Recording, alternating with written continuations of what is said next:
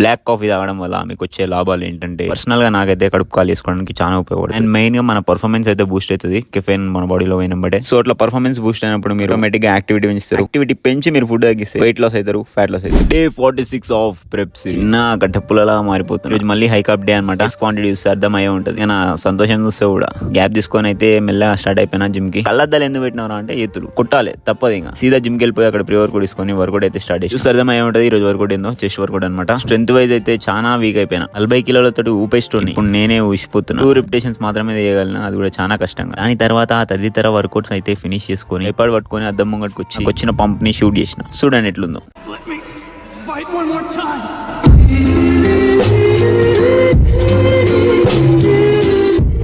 చిన్న కార్డియో చేస్తుంటే కరెంట్ పోయిందనమాట. 35 నిమిషాలు దాటిన తర్వాత వచ్చి ఇంకొక పెద్ద మీల్ చికెన్ రైస్, అట్లనే గ్యాప్ ఇచ్చి ఇంకొక పెద్ద మీల్ మన ఫేవరెట్ బోట్ షేక్ ఖతం చేసుకొని సీదా పైనకి వచ్చి వాకింగ్ అయితే స్టార్ట్